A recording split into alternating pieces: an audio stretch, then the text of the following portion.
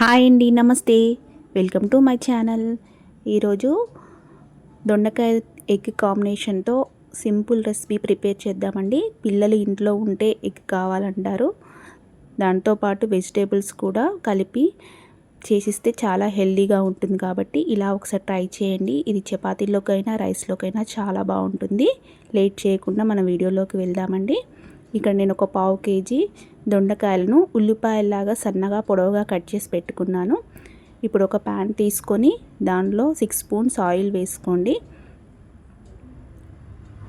Oil బాగా heat అయ్యాక దీనిలో 1 స్పూన్ ఆవాలు, 1 స్పూన్ జీలకర్ర,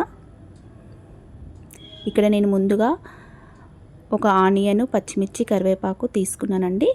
దీనిలో కొంచెం శనగపప్పు వేసుకొని ఇదంతా బాగా ఫ్రై చేసుకోండి. ఈ శనగపప్పు కొంచెం దూరగా వేగాక దీంట్లో ఆనియన్స్, పచ్చిమిర్చి, కరివేపాకు వేసుకోండి. ఆనియన్స్ కూడా బాగా సాఫ్ట్ అయ్యే వరకు వేయించుకోండి.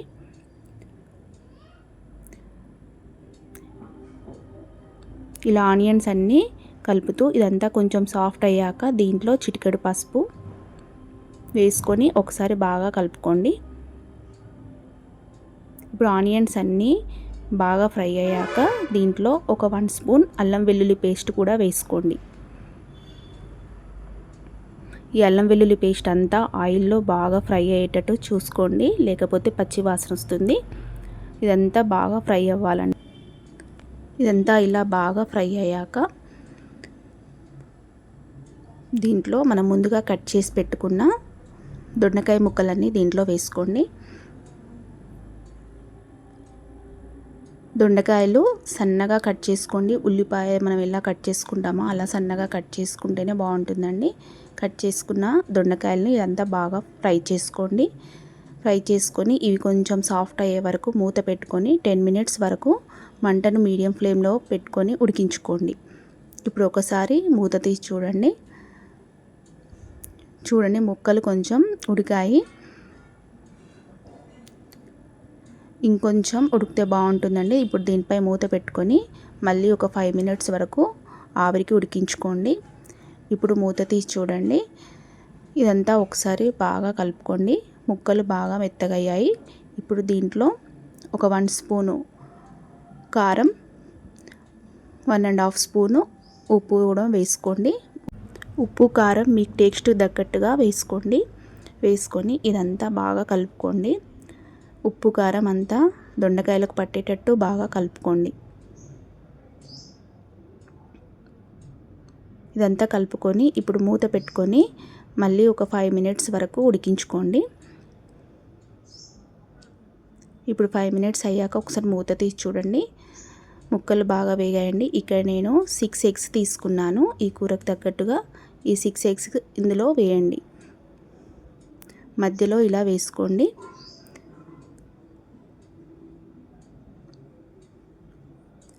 ఇవన్నీ ఇలా వేసుకున్నాక దీన్ని ఒకసారి మూత పెట్టుకొని 5 మినిట్స్ వరకు ఉడికించుకోండి. కదపకుండా ఇలాగే మూత పెట్టుకొని మంటని మీడియం ఫ్లేమ్లోనే పెట్టుకొని ఉడికించుకోండి.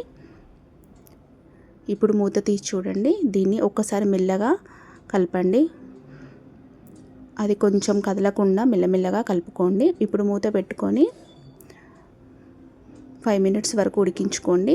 మళ్ళీ మూత తీసి ఒకసారి కలుపుకోండి. ఇలా మూత పెడుతూ తీస్తూ ఒక 10 మినిట్స్ వరకు మధ్య మధ్యలో కలుపుతూ ఉడికించుకోండి.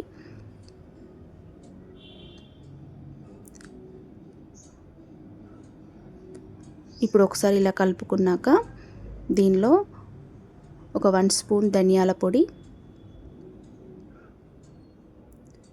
కొంచెం కొత్తిమీర, సన్నగా తరిగిన కొత్తిమీర కూడా వేసుకుంటే ఎంతో టేస్టీ అయిన దొండకాయ ఎగ్ కర్రీ ప్రిపేర్ అయిపోయినట్టేనండి. ఇది వేడివేడిగా చపాతీలోకైనా రైస్లో సైడ్ డిష్గా అయినా సర్వ్ చేసుకుంటే చాలా టేస్టీగా ఉంటుంది. ఈ వీడియో కంప్లీట్గా చూడండి. మీకు నచ్చినట్టయితే please subscribe my channel and ఒక లైక్ కూడా ఇవ్వండి. మీరు కూడా ట్రై చేసి ఒక కామెంట్ చేయండి. Thank you for watching.